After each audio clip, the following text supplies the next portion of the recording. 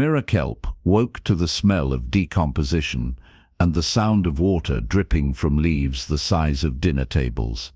She sat up slowly, mental inventory running through her head. Yesterday, she'd been in a climate-controlled laboratory in Toronto cataloging moss specimens. Today she was lying on significantly larger moss, in what appeared to be a rainforest that belonged in a textbook on prehistoric ecosystems.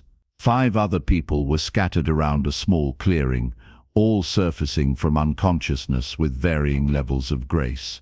A structural engineer named Hatch Drummond was already on his feet, turning in a slow circle and muttering calculations under his breath about load distribution and cantilever angles. Vero Lim, who'd introduced herself as a logistics coordinator before anyone thought to ask, was checking her pockets with systematic efficiency, creating a mental inventory of assets that turned out to be depressingly short. Pinar Sosa sat cross-legged, examining a scrape on her arm with medical precision, already cataloguing injury types she'd be treating. Jens Okoro was counting something on his fingers, lips moving silently, establishing some baseline measurement system. Thane Boucher, who smelled faintly of fryer oil and looked annoyed about being horizontal, stood and brushed leaf litter from his pants with the air of a man late for prep shift. No one screamed, no one demanded explanations. The narrator would like to note, this says something either very resilient or very disturbing about the human psyche, perhaps both. They had clothing, basic, sturdy, nothing helpful beyond basic coverage.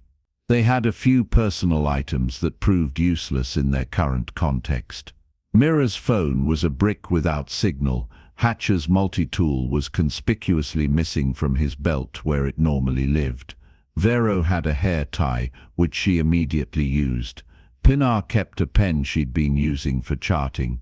Jens had his watch, which no longer functioned, but which he kept anyway, and Thane had lint, and what might have been a receipt. No survival kit, no convenient instructions, no booming voice explaining the terms of their predicament or offering dramatic challenges. Just humidity thick enough to drink, and something very large moving through the canopy above them, rustling branches 40 meters up, with the casual weight of an animal that didn't consider humans relevant to its daily schedule. "Well," Thane said finally, breaking the silence that had stretched for approximately 90 seconds, "this is profoundly inconvenient." It was perhaps the most accurate assessment anyone would make all day. The first order of business, Vero determined with the calm of someone used to solving logistical nightmares, was establishing whether they were dead, drugged, or displaced. The consensus leaned toward the latter, though Jens noted that certainty was impossible given the circumstances and their complete lack of reference points. Mira began examining plants immediately, categorizing by leaf structure and sap color, building a mental database of probably poison versus maybe edible versus definitely don't touch unless you enjoy hallucinations or death.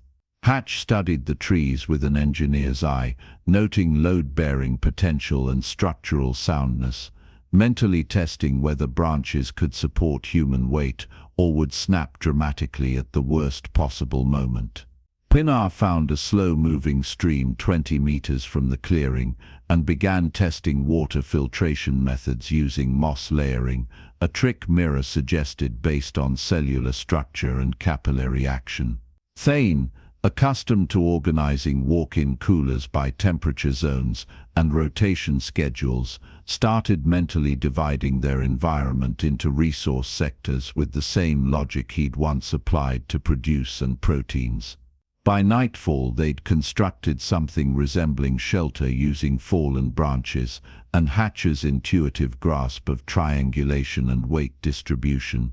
It wasn't comfortable by any definition of the word, but it kept most of the canopy drip off them and provided a psychological boundary between our space and everything else that wants to eat us. Bioluminescent fungi, provided enough light to navigate without stumbling into the undergrowth, which Mira had marked as aggressively thorny and possibly carnivorous in her mental notes. The jungle produced sounds that didn't match any terrestrial taxonomy, calls that warbled in frequencies that made teeth ache, rustling that suggested scales rather than fur, and periodically, something that might have been laughter if laughter were capable of malice and poor timing. Jens noticed the water first. They'd gone to sleep on damp ground, the normal humidity of a rainforest floor. They woke to ankles submerged in murky flood water that smelled of rotting vegetation and organic processes best left unexamined. The water hadn't risen gradually, it had arrived purposefully, like a scheduled delivery. He began counting pulse beats, using his own heart as a metronome, timing the intervals between observations. By the third flood cycle, he'd established a pattern. Every 9 hours, approximately, the forest floor became a temporary swamp that rose 20 centimeters and then receded with the same mysterious efficiency. "We're in a floodplain," Mira said, examining watermarks on tree bark that suggested this was routine geological behavior. "This is normal here. We're the abnormality." Pinar treated various scrapes and puncture wounds that evening. Everyone had acquired minor injuries from simply existing in an environment designed to discourage soft-bodied creatures without natural defenses. Her makeshift filtration worked surprisingly well. Nobody got infected, which felt like a minor miracle. Thane proposed shift work, dividing their waking hours into blocks based on kitchen logic: prep, service, cleanup, repeat. The group agreed mostly because disagreeing required more energy than compliance, and energy was becoming a currency they understood. By the second dawn, Hatch was staring upward with the expression of a man solving a puzzle he hadn't realized was a puzzle until the solution presented itself. "The ground is untenable," he announced. "We need to go up." The strangler fig system provided natural scaffolding, a parasitic plant that had killed its host tree and left behind a hollow lattice of roots and branches that functioned like evolutionary architecture, a ready-made ladder designed by something that understood vertical space better than any human architect. Vero organized the ascent with the efficiency of someone who'd spent years optimizing shipping routes and supply chains. They moved in stages: 10 meters, rest, assess, continue. Mira tested every handhold for rot, applying pressure gradually to determine if the branch would support weight or crumble into disappointing powder. Pinar secured their supplies: preserved fruit wrapped in broad leaves, filtered water in sections of hollow bamboo, tools fashioned from stone, and patience.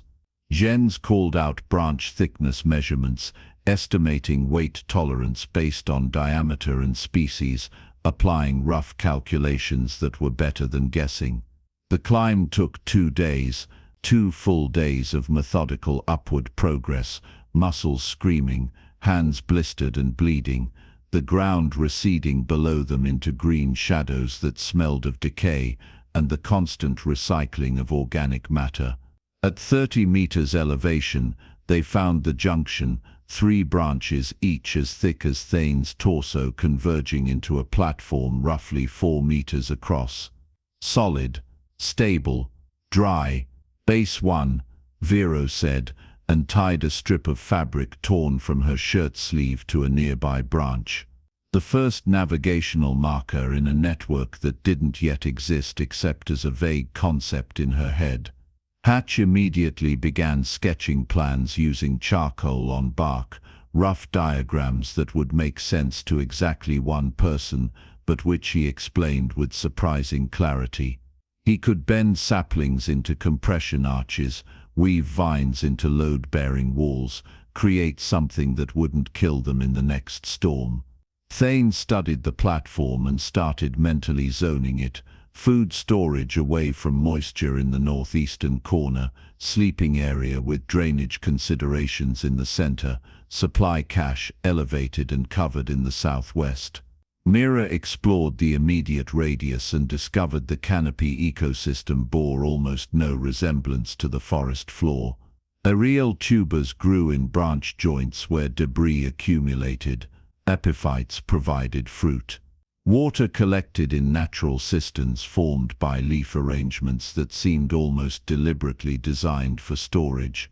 They built the shelter over 5 days, working through Thane's shift system, each person contributing their specific competency without needing to discuss roles or hierarchies. Nobody made speeches, nobody appointed leaders. The work simply divided itself according to ability and interest.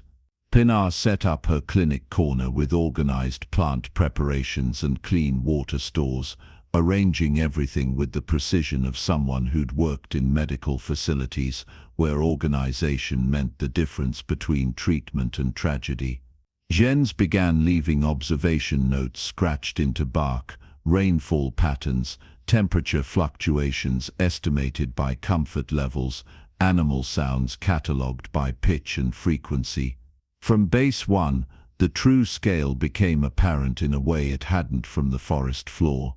The forest extended beyond visual range in every direction, a sea of green canopy that rippled in wind like water, suggesting an ecosystem so large that their presence in it barely registered as a statistical anomaly. Jens, now tracking rainfall through sound and humidity sensation, determined they were in a basin formation that collected water seasonally. Mira identified 3 vine species within harvesting distance, each fruiting on different cycles, natural crop rotation that could be exploited if they paid attention. Vero proposed expanding multiple bases, connected routes, redundant resources. The logic was sound even if the ambition seemed excessive. "We're not conquering anything," Mira clarified during the discussion. "We're gardening. Badly, in a very large hostile garden that would prefer we leave."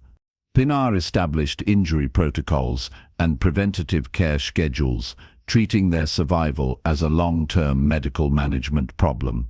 Thane built a smoking rack using green wood and constant low heat, preserving protein from insect harvesting, crickets, grubs, things that crunched but provided calories and actually tasted acceptable once you stopped thinking about what they were. The group held what Vero called a council meeting, though it mostly consisted of 6 people sharing observations while eating smoked cricket paste on tuber slices and pretending this was normal. Hatch suggested base 2 near a fruiting tree cluster. Mira had found 200 meters north. They discussed routes, safety margins, fall zones, anchor point distribution, and the persistent question of what entity had transported them here and why, though that question was becoming less urgent than the matter of whether the eastern route should prioritize directness or safety, given the unstable branch section in the middle distance. The route construction began with Hatch engineering vine bridges that flexed with wind rather than resisting it, suspension logic applied to botanical materials, treating the jungle as a construction site with unusual parameters. Vero developed a marking system, stripped bark in specific patterns indicating water sources, food zones, shelter points, and danger areas where they'd spotted the massive creature. 1 blaze meant drinkable water, 2 meant edible plants, 3 meant stable shelter, 4 meant something large and indifferent to human existence had been observed nearby. Proceed with awareness. The work was tedious. The narrator wishes to emphasize this, not heroic, not dramatic, just hour after hour of testing vine strength, securing anchor points, calculating weight distribution, and occasionally falling short distances into safety nets they'd learned to install preventatively after Hatch's first unplanned descent. Mira discovered hollow tree sections perfect for water storage during dry periods. Jens left detailed notes at key junctions, tracking which animals used which branches, and when building a database of behavioral patterns, Pinar insisted on fall arrest protocols and engineered a harness system from braided vine fibers that actually worked, distributing weight across the torso rather than concentrating it at single failure points. Thane marked time by food preservation cycles. Week 3, he announced one evening, based on how many smoking batches he'd completed and the rotation schedule he'd established. The route to Base 2, initially a 4-hour careful traverse, became a 90-minute routine trip as they learned which branches were reliable and which required careful weight distribution. They established the second base near nut-producing trees and a natural water catch formed by overlapping leaves the size of car hoods, a location that met multiple resource needs simultaneously. Patterns emerged without anyone formally establishing them. Mira conducted daily garden rounds, monitoring plant health across their expanding territory, like a farmer checking fields, noting which plants responded to pruning and which ones should be left alone. Hatch maintained infrastructure, reinforcing platforms after storms, upgrading bridges with better materials as they discovered them, constantly improving rather than just maintaining. Vero mapped obsessively, creating a mental atlas she updated during evening discussions, adding detail and notation to an internalized chart that existed nowhere but in her head and in the collective knowledge of the group. Pinar ran health checks with medical precision, tracking everyone's condition and expanding her pharmaceutical inventory, as Mira identified new plant preparations that showed promise for various ailments. Jens tracked everything: temperature through comfort correlation, creature sightings by sound and shadow, fruiting cycles, flood patterns, wind direction, rainfall intensity. His notes covered bark surfaces across multiple bases, a distributed database of environmental observation that grew more detailed by the day. Thane managed food stores with restaurant logic, rotating stock, planning meals around seasonal availability, ensuring nothing spoiled and nothing went to waste, treating their Canopy network like a very strange kitchen that happened to span hundreds of meters. They'd created something resembling organization without ever discussing governance. Roles emerged from aptitude and interest. Nobody gave orders. People made suggestions and others implemented them if the suggestions made sense. Base 3 went up near a mineral lick that attracted small mammals, reliable protein that could be trapped humanely and efficiently, adding dietary diversity. The network now spanned half a kilometer of canopy, multiple bases connected by established routes with alternate paths for redundancy and emergency situations. They'd learned to read weather through humidity changes and bird behavior. The massive creature became part of accepted reality, something to root around, like roadwork or an inconvenient highway exit. Communication became efficient through necessity. Specific bird calls meant different things. The 4-note whistle meant found food. The 2-note meant injury, non-urgent. The single sharp call meant something large nearby. They developed a vine pull signal system for emergencies. Yank twice rapidly meant return to base immediately. Nobody had needed to use it yet, but everyone knew the protocol. They weren't thriving in any heroic sense. They were simply no longer struggling. There's a difference the narrator finds worth noting: the gap between dramatic survival and competent existence. Somewhere around what Thane estimated as week 7, based on smoking cycles, Mira's fruit harvest rotations, and Jens's rainfall data, the group stopped speculating about rescue. It wasn't a conscious decision, just a gradual shift in conversation topics. The question of why they were here became less pressing than the question of how to reinforce the Western Bridge before monsoon season, which Jens predicted was approximately 3 weeks out, based on humidity trends and animal migration patterns he'd been tracking.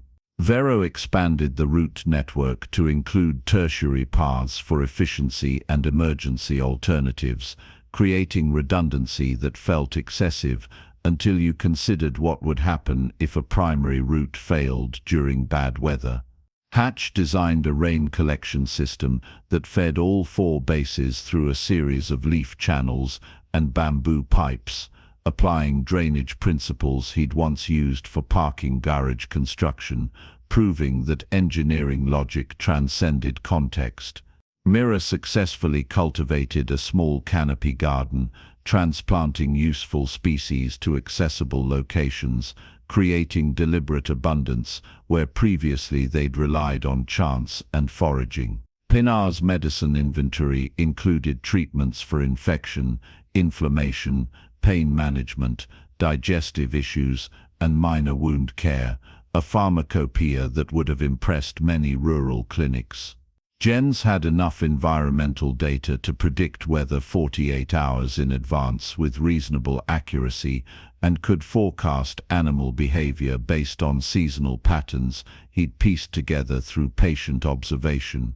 Thane's food storage system ensured they ate better than most camping trips would allow, preserved proteins, diverse plant foods, even something approximating seasoning from dried herbs Mira had identified as culinarily safe. The narrator observes that humans seem almost biologically incapable of not organizing their environment. Even when that environment is temporary by definition, even when there's no logical reason to build infrastructure for a situation that might end tomorrow, humans build infrastructure anyway. They create systems, they establish routines, they turn chaos into something manageable, not because it guarantees survival, but because the alternative, accepting chaos, seems fundamentally unacceptable to the species. They built Base 4 purely because a perfect junction existed near a fruit grove and a water source, and Hatch noted it would be wasteful not to use it, a justification nobody questioned. Vero mapped the new base into the network. Pinar stocked it with medical supplies. Thane established a food cache. Mira planted cultivated species nearby. Jens began observation logs at the new location, treating it like any other data collection point. The monsoon season arrived exactly when Jens predicted. The group had prepared reinforced shelters, secured food stores, established covered routes between bases. The rain came in sheets that turned the canopy into a waterfall network, but the infrastructure held. They spent 3 days mostly sheltered, working on maintenance projects and planning expansions for after the weather cleared. Nobody panicked. The routine absorbed even this disruption. When the rain stopped, they discovered Base 3 had sustained damage. A fallen branch had destroyed part of the platform. They rebuilt it over 2 days, incorporating improvements based on what the failure had taught them about stress points and wind load. This was apparently how they learned now, through observation, failure analysis, and iterative improvement. The story reaches its conclusion on an ordinary evening at Base 1, roughly 10 weeks after arrival based on Thane's meticulous record-keeping. The group gathers for a meal of smoked protein, something that might have been rodent or reptile, nobody asked too closely, roasted nuts, and fruit preserve Thane had been perfecting using slow heat reduction and natural sugars. They discuss tomorrow's projects with the casual familiarity of co-workers planning a Tuesday.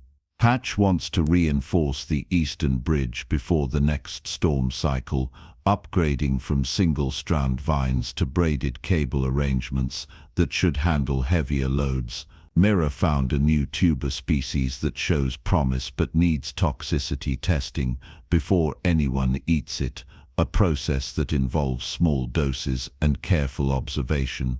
Vero plans to scout a potential 5th base location near what Jens identified as a seasonal water source that will become permanent once the monsoons establish their regular pattern.